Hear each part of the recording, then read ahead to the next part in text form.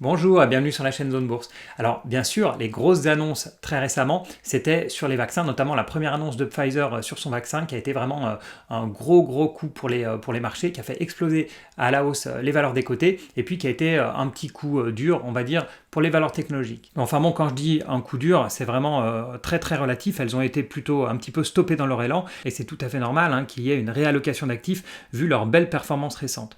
En fait, quand je parle dans le titre de cette vidéo de danger, je ne parle pas du tout de ça, je parle des autorités antitrust qui enquêtent un petit peu partout sur les différents GAFA.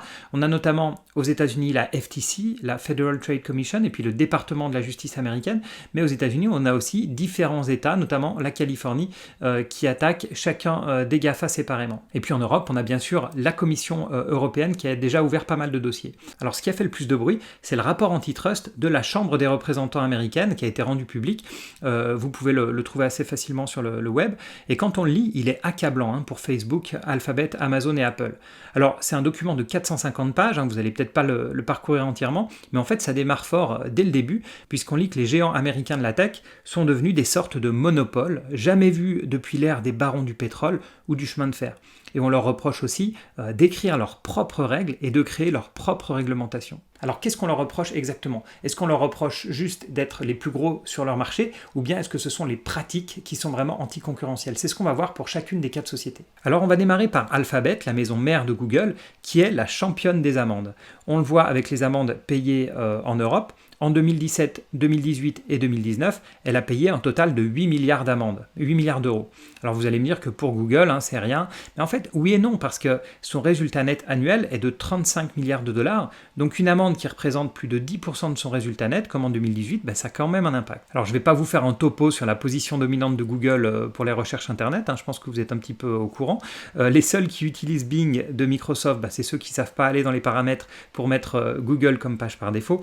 Et les amendes précédentes, en fait, elles n'étaient pas liées réellement à ses parts de marché. En fait, elles étaient surtout liées au fait que Google mettait trop en avant ses propres services, comme Google Shopping, Google Travel, etc., dans les recherches, et que c'était vraiment ce qui ressortait à chaque fois au plus haut. Ou bien, ce qui leur a été reproché, c'était qu'on pouvait confondre les liens payants et puis les résultats des recherches. Alors depuis, Google a modifié un petit peu ses pratiques, et ce qui est reproché aujourd'hui à Google, ce sont d'abord tous ces accords qu'ils ont avec les fabricants, Apple en tête, pour mettre Google comme page par défaut.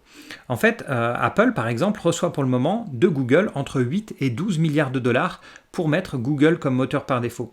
Et on se rend bien compte qu'avec des montants pareils, c'est impossible à n'importe quel nouveau moteur de recherche de payer cette somme. Donc les barrières à l'entrée sont vraiment énormes. C'est impossible pour un nouveau moteur de recherche d'arriver et de poser sur la table entre 8 et 12 milliards de dollars pour être mis par défaut sur les produits Apple. Et en fait, ça a un impact concret parce que comme Apple commence à voir que les autorités antitrust s'intéressent de très près donc à ces pages par défaut et notamment la relation entre Google et Apple, ils sont en train de travailler sur leur propre moteur de recherche pour devenir indépendant de Google sur ce point. Autre problème pour Google, c'est son système d'exploitation Android avec des applis Google préinstallées et puis Google comme moteur par défaut. Alors la réponse de Google à toutes ces attaques, on peut la trouver sur son blog, ils vont rendre plus facile le paramétrage d'un autre moteur de recherche sur leurs produits et puis sur Safari, et ils disent aussi que Microsoft, c'est ce qu'ils font sur leur système d'exploitation. Alors honnêtement, quand on lit les réponses de Google, on n'a pas l'impression qu'ils prennent ça très sérieusement, mais pourtant les autorités antitrust parlent déjà de potentiellement forcer Google à se séparer d'Android. Du côté de Facebook, ce qu'on leur reproche, c'est de maintenir un monopole, soit en achetant, en copiant ou en tuant tout nouvel entrant.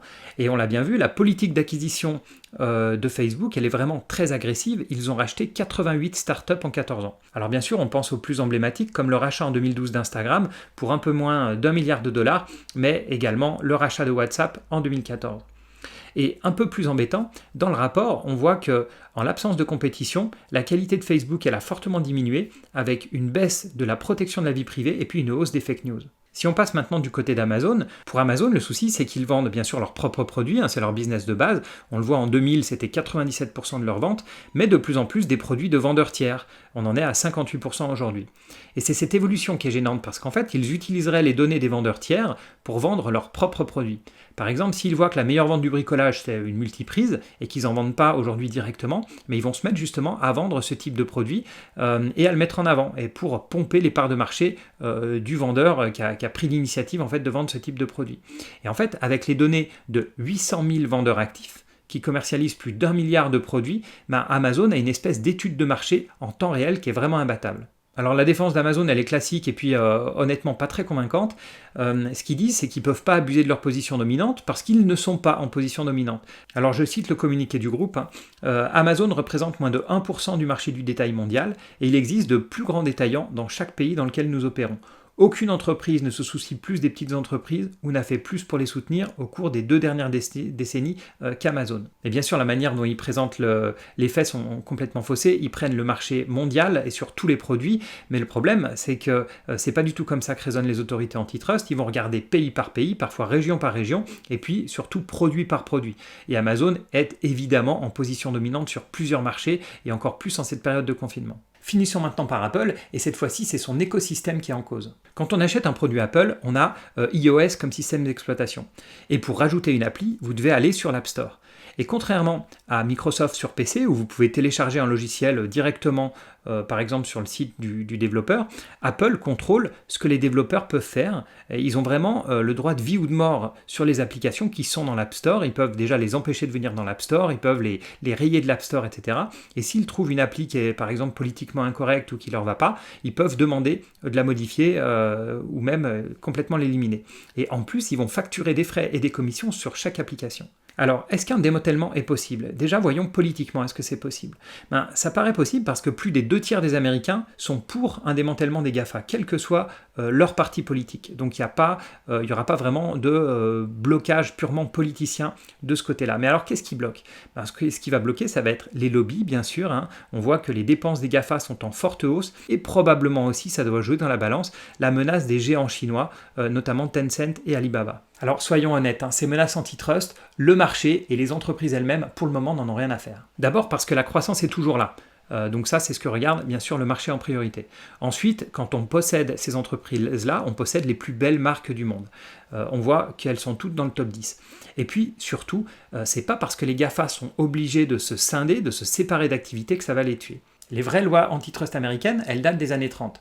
Et à cette période-là, c'était donc les géants de l'énergie, c'était les géants du pétrole qui étaient concernés et qui avaient une taille qui était beaucoup trop grosse et qu'il fallait démanteler. Alors, je vous mets donc à l'écran l'exemple de la Standard Oil, l'entreprise de Rockefeller, qui a été démantelée en 34 compagnies différentes. Alors bien sûr, ces compagnies, elles ont été vendues, rachetées, elles se sont transformées, mais on voit que 100 ans après, sous des noms bien différents, il reste quelques énormes mastodontes comme ExxonMobil, BP ou Chevron. Et ils sont encore là et ils sont encore en bonne position. Et c'est pour ça que le marché n'est pas très inquiet sur ces histoires de démantèlement. Déjà, ce serait extrêmement compliqué d'y arriver. J'ai expliqué pourquoi, les lobbies, la concurrence des Chinois, etc. Et puis de l'autre côté, même s'ils sont démantelés, c'est pas du tout sûr que ce soit perdant pour les actionnaires. En cas de spin-off, certaines fois, spin-off par exemple d'Android ou de, d'Amazon Cloud, etc., ça permet de mieux valoriser une entreprise. Le marché aime bien certaines fois les spin-offs parce que c'est plus clair. On va avoir d'un côté un Amazon Retail et puis un Amazon vendeur de cloud, ce qui permet de mieux valoriser les entreprises. Voilà, merci beaucoup d'avoir suivi cette vidéo jusqu'au bout. N'oubliez pas de liker, partager, de vous abonner bien sûr si ce n'est pas le cas. Et à bientôt pour une autre vidéo.